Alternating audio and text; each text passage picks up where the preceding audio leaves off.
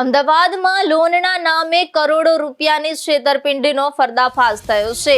બોડકદેવ અને સેટેલાઇટ વિસ્તારમાં બનાવટી ઓફિસ ભાડે રાખી ગેંગના સભ્યો આંતરરાજ્ય વેપારીઓને ટેલિફોનિક સંપર્ક કરીને ઓછી વ્યાજે મોર્ગેજ લોનની લાલચ આપતા હતા. તેઓ વેપારીઓને બેંક કરતા અડધા વ્યાજે 100 કરોડ અને 30 કરોડની લોન આપવાનું વચન આપતા હતા. સ્ટેમ્પ ડ્યુટીના નામે વેપારીઓ પાસેથી લાખો રૂપિયા ટ્રાન્સફર કરાવવામાં આવ્યા હતા.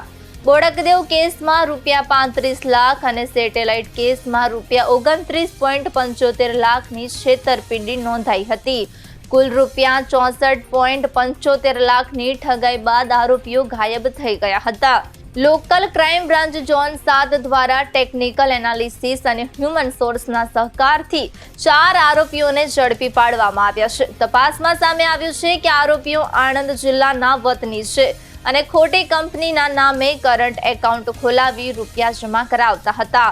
ઠગાઈની રકમમાંથી સોનાની ખરીદી કરી આર્થિક લાભ પણ મેળવ્યો હતો. પોલીસે રોકડા રૂપિયા અને 4 મોબાઈલ ફોન સહિત મુદ્દામાલ કબજે કરી છે. બનાવ ભારતીય ન્યાય સંહિતાની કલમ હેઠળ નોંધાયો છે અને આરોપીઓ સામે કાયદેસરની કાર્યવાહી હાથ ધરાઈ છે.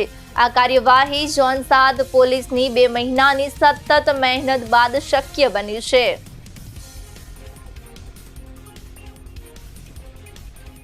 બોડકદેવ પોલીસ સ્ટેશનમાં 20/7/2025 અને સેટેલાઇટ પોલીસ સ્ટેશનમાં 29/10/2025 ચીટિંગના એક કેસ નોંધાયેલો હતો.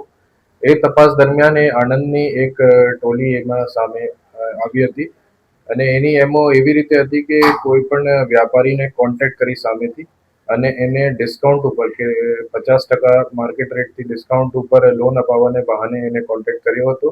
એમાં બોડકદેવવાળી ફરિયાદમાં જોરહટ આસામના બિઝનેસમેન હતા અને બીજીમાં તમિલનાડુના એક બિઝનેસમેન હતા અને એને કોન્ટેક્ટ કરીને અને એના પછી અમદાવાદ બોલાવીને અમદાવાદમાં એક ઓફિસમાં મીટિંગ કરી હતી. તે પછી એ ટોળકીના જ માણસ બંને જગ્યાએ ગયા હતા વેરિફિકેશનના બહાને અને તે પછી ફરીથી એકવાર અમદાવાદમાં મીટિંગ કરીને અને બોડકદેવવાળી એફઆઈઆરમાં 100 કરોડના લોન અને એમાં 30 કરોડના સેટેલાઇટમાં 30 કરોડના લોનના બહાને એને સ્ટેમ્પ ડ્યુટી 1% કે 0.5% સ્ટામ્પ ડ્યુટીના બહાને બોડકદેવવાળી એફઆઈઆરમાં જોરહાટના વેપારીથી 35 લાખ રૂપિયા અને સેટેલાઇટવાળી એફઆઈઆરમાં તમિલનાડુના વેપારીથી 29,75,000 રૂપિયા કઢાવીને એ બનાવ બનેલો હતો.